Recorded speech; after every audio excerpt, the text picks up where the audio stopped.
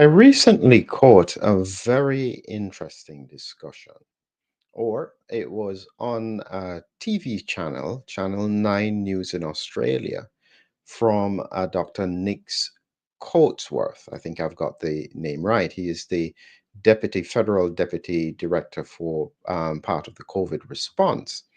And he said something in the past few days that I then saw on LinkedIn. It was shown on Healthcare Alliance, and when I searched for it, I couldn't find it.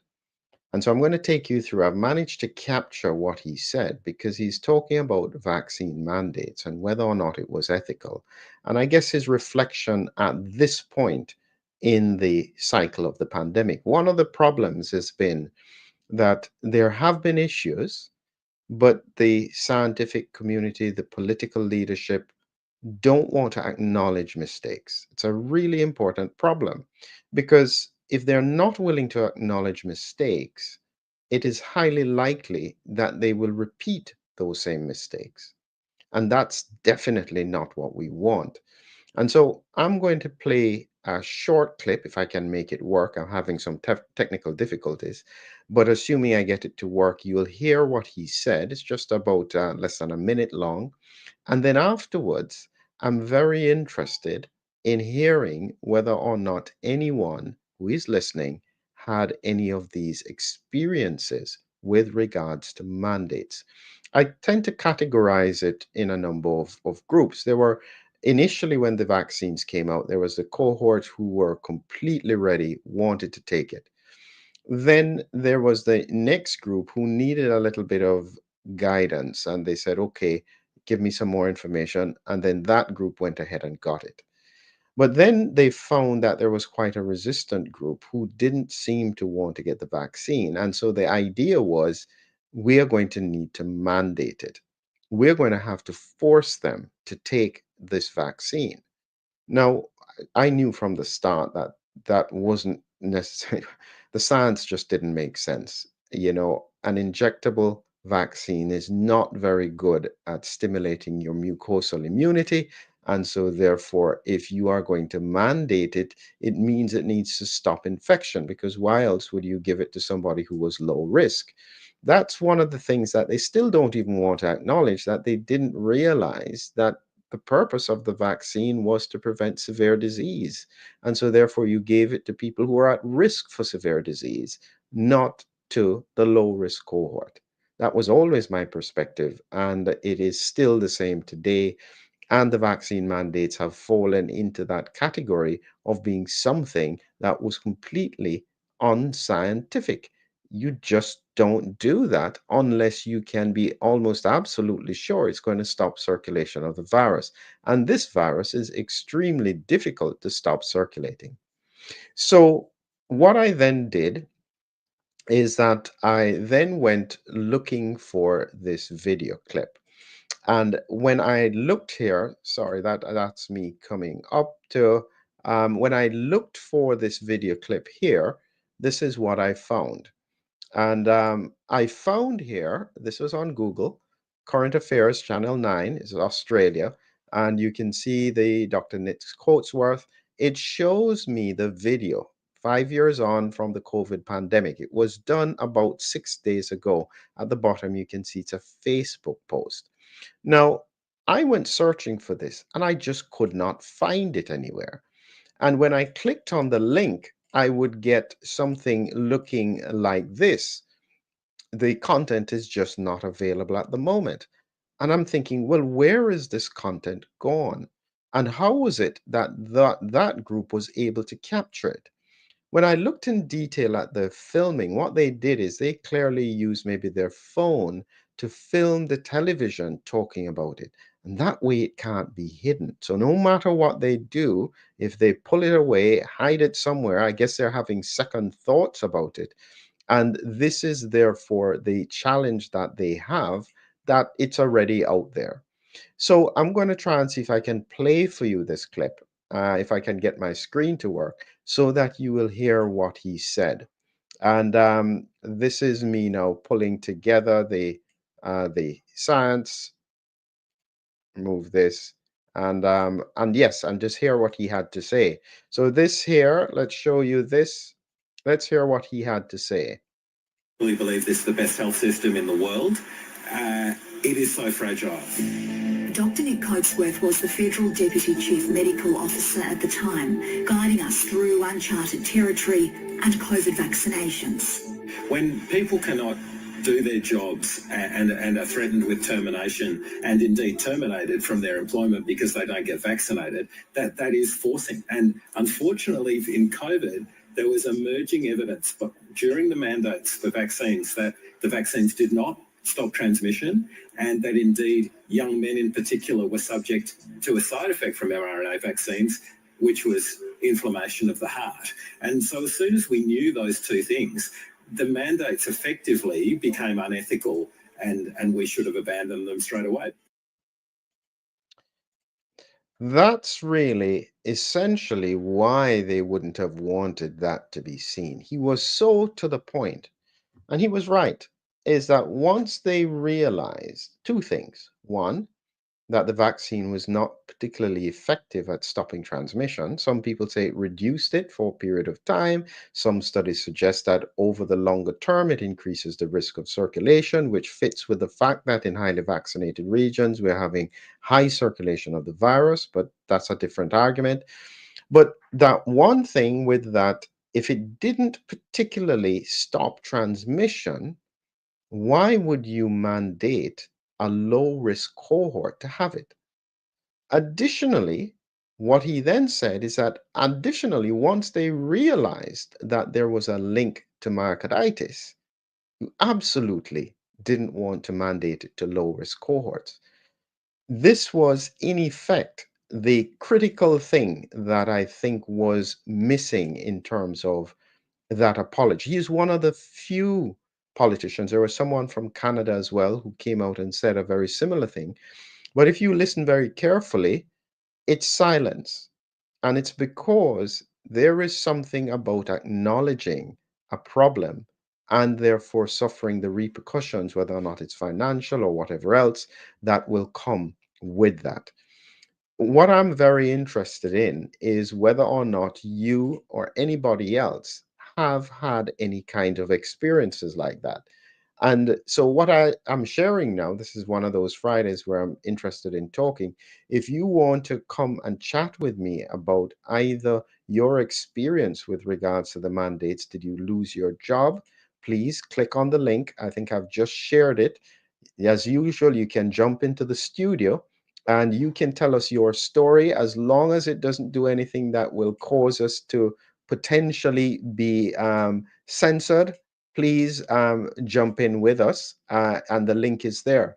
But the point, as I said, is that this principle of the mandate literally destroyed some people's lives. They lost their jobs. They may have lost their house. They may have had to move to different areas. This was a huge impact. And one of the things that it seems that the people who were involved in making that decision, they don't seem to realize that that anger, those repercussions, that pain is still present. The group that I am particularly concerned about is the group of people who did not want to take the vaccine, felt pressured to do it, where they had to do it, say, to keep their job, and then they had complications after they had this. This is the example of what I call a lose-lose situation, because no matter what anyone does, there is a nocebo effect. What that means is that if you are already having negative concerns about something, then by actually taking it, any side effect you have afterwards would then represent an impact on in terms of the health of the person. So let's see if we've got somebody. I think I know who this is. Is this Will? Hello, can you hear me? I can hear you. Hi, Phil. How are you? Did you have But any really pressure bad. with regards to vaccine mandates? I pretty much lost everything over this. I went from being What? I was in Portugal Yeah. and I started reporting on the Diamond Princess and possible mortality and stuff, and my whole world fell apart. I was always against the vaccines from the start because I was worried that the immune system would attack. Hmm. So I tried to tell everyone, and everyone just went nuts on me. Everyone stopped talking. No one would treat me like a human anymore. We saw the whole world divide like that. And so when you think about it, Will, from your experience here now, um, can you understand what everyone else was thinking? Meaning that it would have come across to them that you represented just an out there view. Any thoughts on that? And it's kind of hard to answer. I've got a pretty good idea of what everyone's thinking, and it's not normal. It's some deeply ingrained psychology. I mean, this was really a psychological warfare operation on the planet. Very meticulous. And Yeah. what I was, I'll give you an example. From the start, I said we already have pre-existing cross-reactive immunity from common colds, whereas the rest of the experts were saying it's novel. I'm like, guys, calm down. We've got other coronaviruses. You've tried to teach your audience that a few Yeah, I think times. yeah, I think that this is such an important point that a lot of people don't realize. Actually, when I spoke with Jennifer Smith, she's a PhD who studied influenza and so on, she Yeah. highlighted that even a rhinovirus could cross react and protect against the coronaviruses, which is why we had such a large proportion of the population who, even though they were exposed, didn't go on to having severe disease.